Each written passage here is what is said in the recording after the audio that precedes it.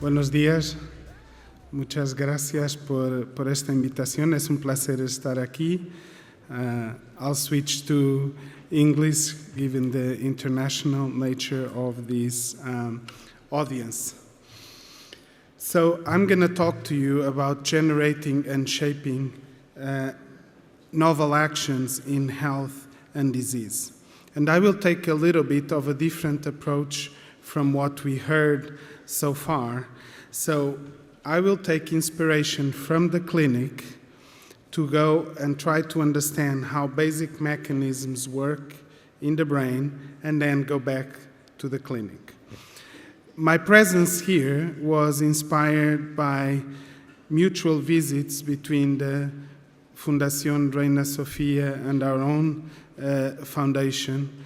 This is Su Majestad visiting with our president earlier this year and with Jesus Avila and Miguel Medina.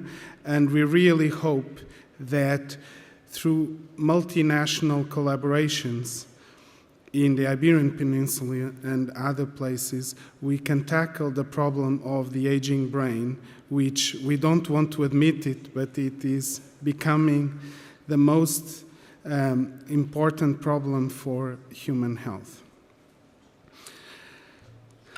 So in terms of what we do, throughout our lives, we learn many actions that are new, that are individual to each of us, and that we use to impact the world, to change things around us.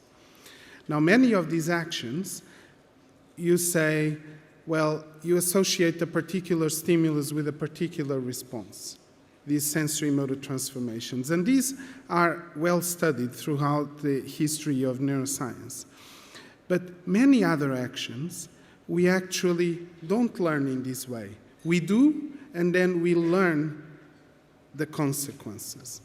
For example, self-paced actions, actions we initiate by ourselves. There are no external stimuli that can explain them. There may be internal stimuli, but then we learn to do them from the consequences, right? If I hit the microphone, I then learn that I shouldn't do it or that I should do it. But first, I initiate the action.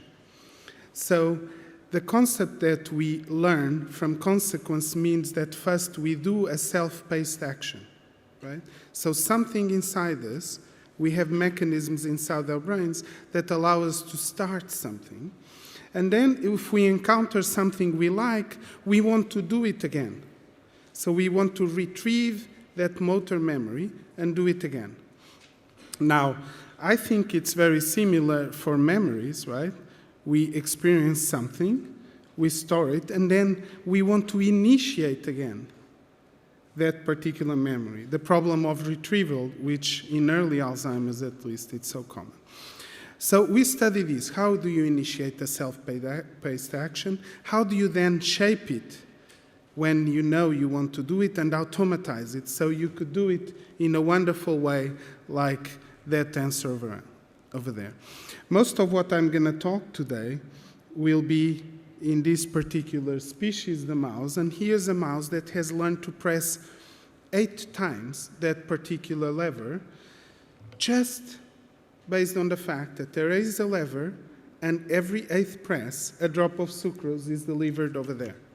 So there's no instruction, just generation of action. And now, this generation, the most basic problem of initiating an action, is impaired in this disorder that we just heard at the end of this other disease. So in Parkinson's disease, we have postural problems, tremor, and rigidity and bradykinesia, but we have problems in initiating specifically self-paced actions. If you talk to the neurologists, they'll tell you exactly that there's a deficit there. Now, using these, we can take inspiration. So the mechanism we just heard, we know which neurons die first, or that cause the disease in Parkinson's disease. So we know the problem must be there. So let me use just an example. This is just to elucidate. So imagine this red ball is an animal or a human being, and it's not moving. To make it move, you need a force, right? Something. But when you initiate movement, if there's no inertia, which we certainly have in our muscles, you continue. So to stop it or change direction, you need another force. So what we look at is where are these forces inside our brain? Where are the things that make you initiate, stop, transition actions in a self-paced manner? And when we started to look at these, I'll go back. We developed ways to put accelerometers and very high-speed video cameras in the brain, or on top of the skull and in the body, so that we can distinguish exactly moments of mobility from moments of immobility. So if you see here this bimodal distribution and these videos, what I'm just going to show you is we can detect with great rigor when an animal or a human is immobile, except for small postural changes, and when it initiates movement with millisecond precision. And you're going to see this is going to be important. So if we look in the brain, what's the activity in the brain now of a mice? We can put electrodes inside the brain, extracellular electrodes like it's done in humans, and we can ask what's the activity in different brain areas. If you go to the frontal cortex and the striatum, the main input to the basal ganglia, you find many neurons that just before movement initiation have a profile like that, a phasic increase in activity. And this was somewhat expected. This is what's been reported in primates, even in humans with surgery. But what is thought is that the input from the substantia nigra pars compacta, it's a tonic input that releases dopamine to striatum and frontal cortices, and that's what allows these striatal neurons, for example, to fire. They are very hyperpolarized. When we went and looked at the activity of these neurons, we found this surprising thing. They also had a transient activity just before self-paced movement initiation. Now, this was very surprising to us because we thought maybe it should be more tonic, right? But at the same time, it was exciting because we know that, as I told you, if you have no dopamine, and here's a pharmacogenetic case in which we create a model of lack of dopamine and Parkinson's, you have no EMG activity at all. If you have a lot of dopamine, you're hyperactive. Now, so is it really true that this transient activity exists before movement initiation? To do this, what we did was the following. We put some calcium-sensitive fluorescent proteins, GCAM6F, in dopaminergic neurons in mice of the nigra, and then we put an endoscope, a very tiny endoscope in, and we can here, I think for the first time, image transients of activity of dopaminergic neurons in awake behaving animals. And then we can align to the precise moment of movement initiation here. You see these neurons becoming active just before movement initiation.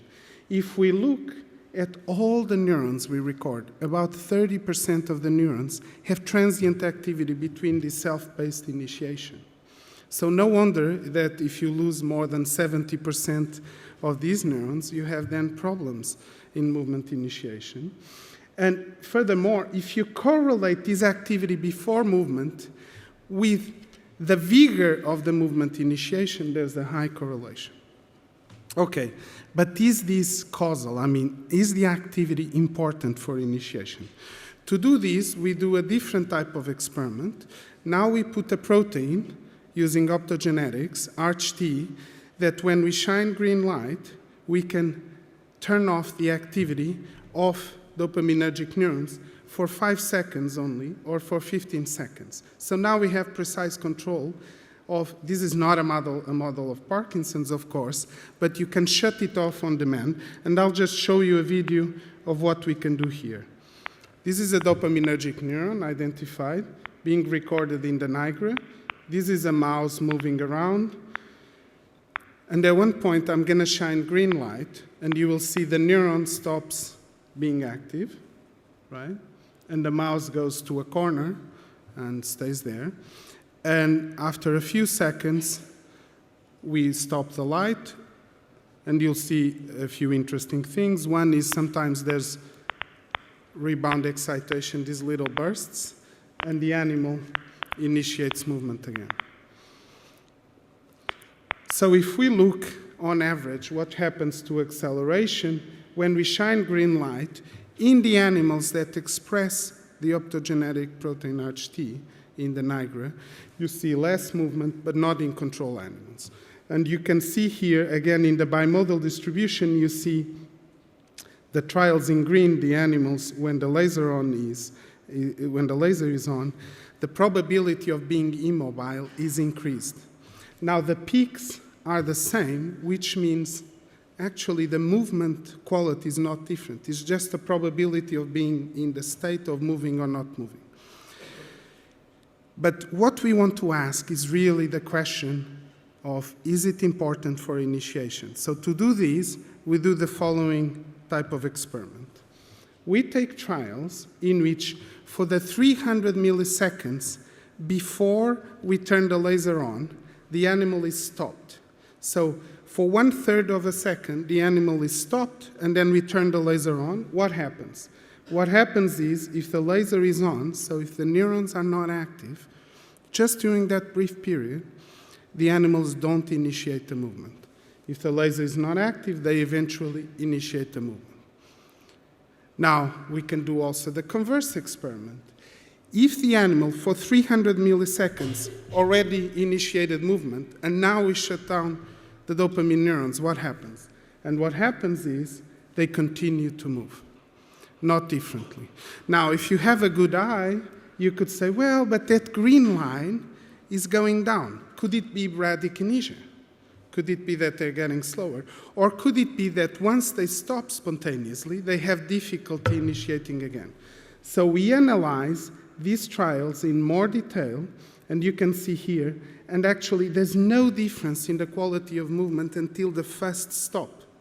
Once you're already moving, with this transient manipulation, this is not Parkinson, you continue to move with the same quality until you stop, and then once you stop, you have difficulty initiating again.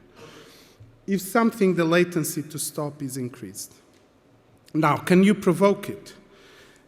And we can. So if we take now animals that are immobile, stopped, and we just give 4 pulses of light, now with an optogenetic activator, channelrhodopsin, that activate the dopamine neurons. So basically we do at 14 hertz.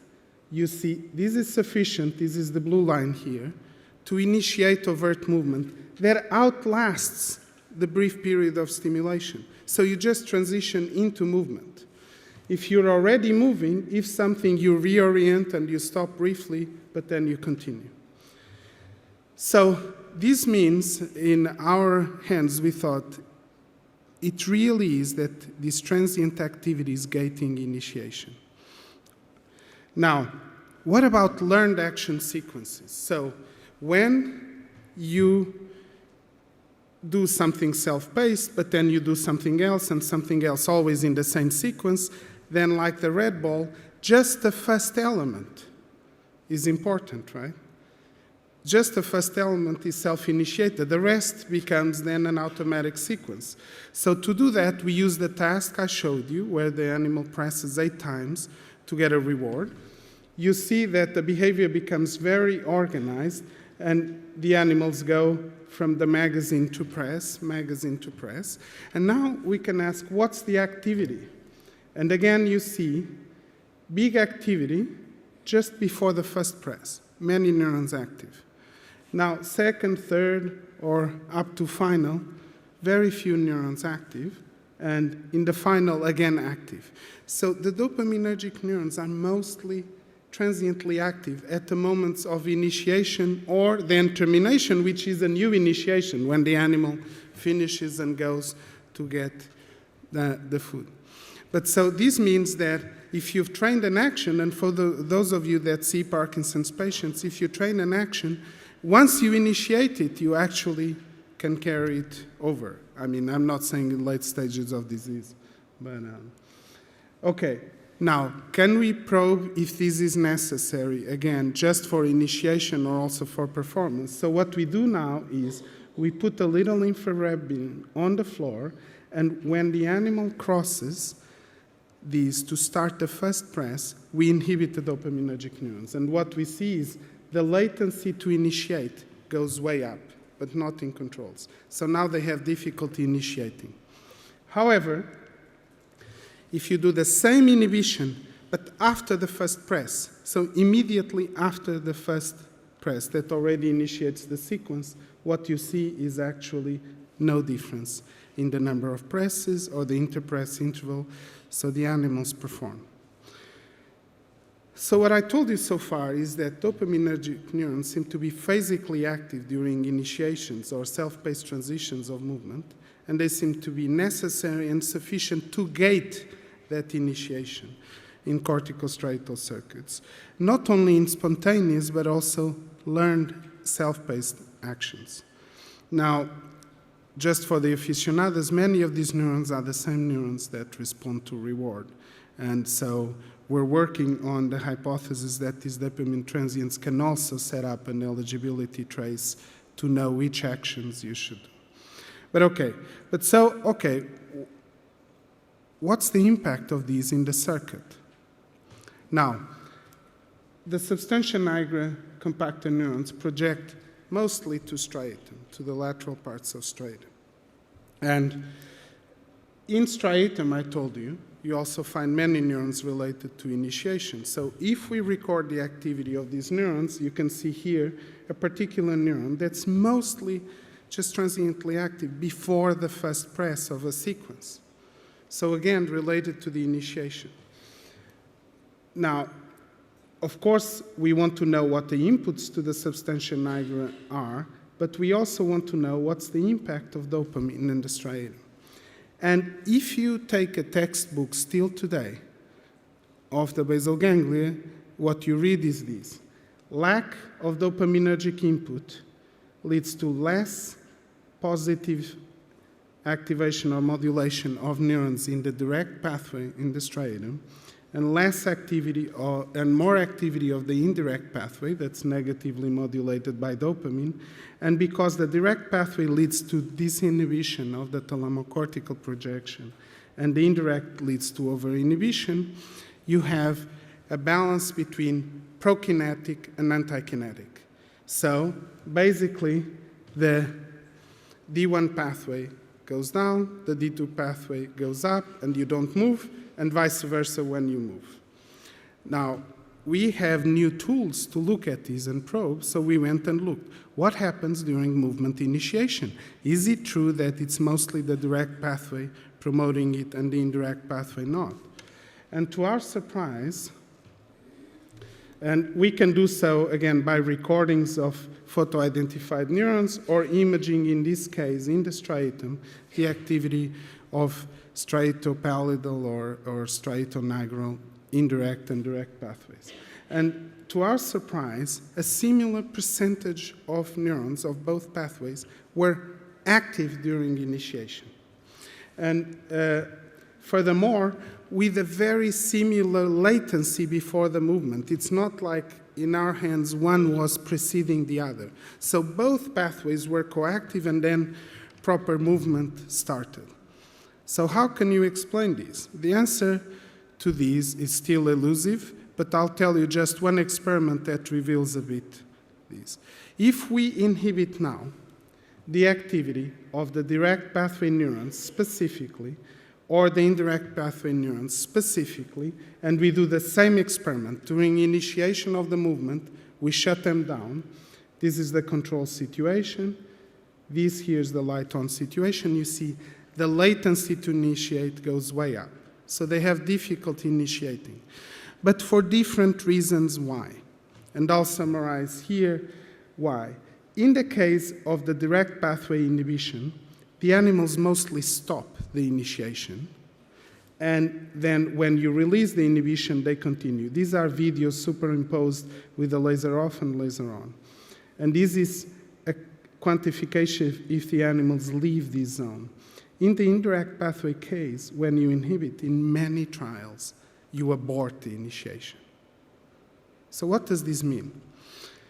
So what we've been working, when this type of model was proposed, the hyperkinetic, antikinetic, in the same studies, but maybe it gained less attention, in the same discussions, there was another model proposed, which is more an action selection type of model. And in this action selection type of model, what people have proposed is both pathways are actually coactive, but the direct pathway is important to select what you want to do, and the indirect pathway to inhibit in that context what you don't want to do. And both are needed for seamless initiation.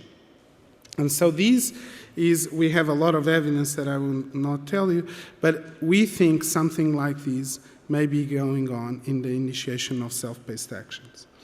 Now, one would say, okay, what about those well-trained actions that you do all your life, and it's no longer self-paced, right? What if you do a sports, for example? What if you run in the treadmill all your life? So here's what happens to an animal that's naive, and where I've blocked all dopamine receptors, and I'm going to place this animal in a treadmill. So this is, of course, an acute Parkinsonism state. You see the animals placed there. I'm going to turn on this accelerating rotor rod. This is actually an experiment I did, still in the time when I did experiments. But, and you see the animal falls. It falls with all four paws down. If you put them with belly up, they'll turn around. You put them in a beaker of water, they swim. There's no muscular problem. There's a problem of initiation. So what happens if you train these animals so much that now when the rotor rod moves, that's a signal to start moving, and they learn this. So we train them for 2 weeks off drug, put them back, or different groups of animals, still no self-paced movement initiation. We place them on, and start the rotor rod, and now they move. So what happened between here and there? You could say, well, maybe the dopamine receptors were internalized. We measured a little bit the D2 were internalized, but that didn't explain the data. What seemed to explain was the following. We saw something with training akin to long-term potentiation happening at the cortical striatal synapse. There was increase in both AMPA and NMDA receptors, so an NMDA-dependent type of plasticity that even resulted in morphological changes. And at the same time, we also saw that the trial-to-trial variability in the activity in motor cortex and striatum, this is an exoteric measure, but decreased with training, meaning the activity became more stereotypical, just as the behavior became more stereotypical. So this leads us to hypothesize very directly, well, maybe plasticity at the cortical striatal synapse is what's you use to automatize and stereotype movements, and then you need dopamine less, because the threshold after that LTP-like induction, the threshold to fire in the absence of dopamine goes way less. Okay, so I'll just show you fast one thing. These, probably many of you have seen. Is this relevant, what I'm telling you, for the disease? This is a Parkinson's patient in Holland with a caretaker, and he's been asked to start stepping. You see there's a touch in the foot, a stimulus, a sensory stimulus, because it's hard for the patient to actually initiate in a self-paced manner. The caretaker touches the foot. Eventually, you start initiating. Then you have these fast movements, sometimes difficulty in stopping. This is characteristic. Now, this patient lives in Holland. And what do people do in Holland all their lives? This came right in the same year that we were publishing this other study. They ride bikes. So a friend of mine from the hospital in Holland called me and said, you have to see these. This is the patient without drug outside the hospital, placed on a bike. Many of you know this video. And when I saw these, I was like, what's going to happen now? I mean, there's a curve at the end, right? But what's amazing is the patient does turn around, does come back,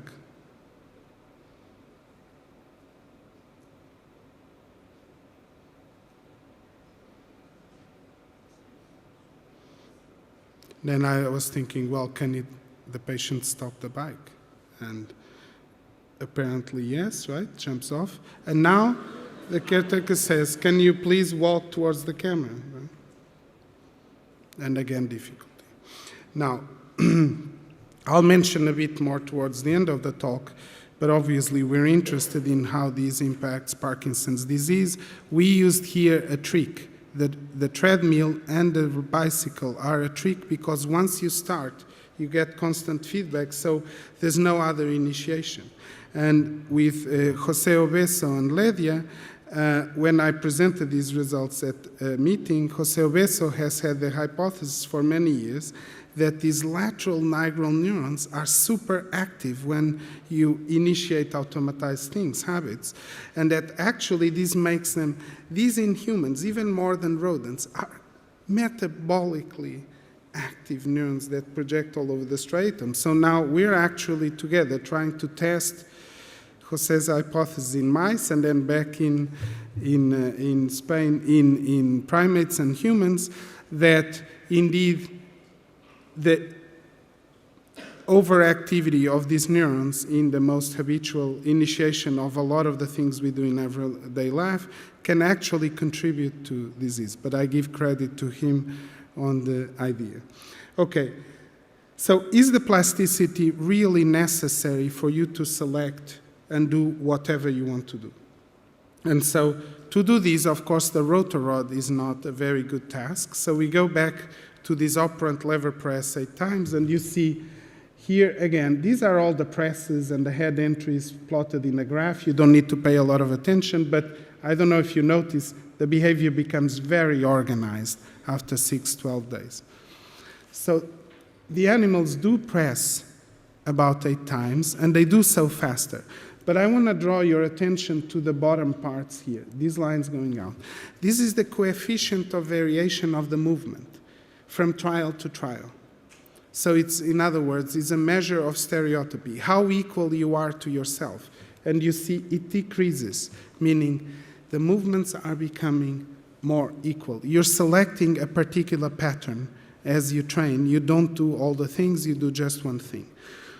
If we use a particular Cre line, the RGS-L9 Cre, and we delete NMDA receptors just from the medium spiny neurons, so there's not this corticostriatal plasticity, I don't know if you can see the animals press, but their behavior never becomes organized. Here in red are the mutants, in blue are the control leader mates, and the mutants do not become more stereotyped. So they cannot select the action patterns that they want. But if we go back to what I was saying, well, what are the action patterns you want? These must be encoded in initiations in the brain. So it means you need them to select the neural patterns you want, right? Because we don't select muscular activity. We must select the brain activity that leads to that muscular activity. So can we do that directly? And the answer is yes. We can place electrodes in the motor cortex and now just say, from the activity in the motor cortex, let's put that activity controlling an auditory cursor directly. So if you are doing the experiment, you see the activity in motor cortex of many neurons, and you hear a tone, wah, wah, wah, wah, wah. And if the tone goes very up, this is an arbitrary activity. If it goes high in pitch, you get a drop of sucrose from the sky. If it goes down, whoa, you get a pellet. Animals learn to do this very quickly. So now, and they stop moving, in fact. They can select the motor cortex patterns that they need to get reward. So directly. And well above chance. And again, if we do the same mutation, they cannot do it. They cannot select the appropriate motor cortex pattern. So this tells us that really this plasticity is about selecting the motor plans you want at the behavioral level, but at the neural level. And just to finalize, of course, we couldn't resist but say, well, then this can be used in humans, so then you can learn to use your neural activity to control anything arbitrary. You just need to give feedback to the neural activity, for example, in this case of a plane controller, and then give feedback to the user, and the user can learn to control a plane. Is it true? So this is Nuno Loureiro in Diamond 42 in Munich, flying the plane just with EEG activity based on the same principles, and he needs to land over there somewhere, so he's turning now. And so basically these are results of Nuno being instructed to turn left, right, and you see he can follow pretty well just with neural activity. And this memory is consolidated. Now, we're not interested in moving planes. It would be very interesting if people that can no longer move, I mean, I'm all for first trying to prevent the neurons from dying, but if we cannot, maybe we can give access to some very simple thing like turn on email, move a wheelchair forward or backwards. So what I told you today is, I hope, for action generation that transients of dopamine activity seem to be necessary to gate the initiation, and they seem to be necessary and sufficient, but once you have very well-trained actions, dopamine is less dependent, and they tend to select what you want. Activity in basal ganglia subcircuits is important, and plasticity, and the way it's organized is more, it seems to be more a selection of the patterns you want, and that this allows you to select the motor and neural patterns you want. And perhaps this can be used to train people to control other devices like we learn to control our body. And I just want to thank the people in the lab, especially Joaquin and Fatwell for these experiments, and the collaborators in these particular experiments, and I hope in the next meetings Jose Obeso and Ledia can present new exciting results with using, as we heard in the last talk, alpha-synuclein extracts or virus to cause degeneration, and imaging, we hope, for the first time, the dopamine neuron activity as they die in a live animal, and see how it progresses according to Jose's hypothesis. Thank you so much for this invitation, and I hope it was interesting.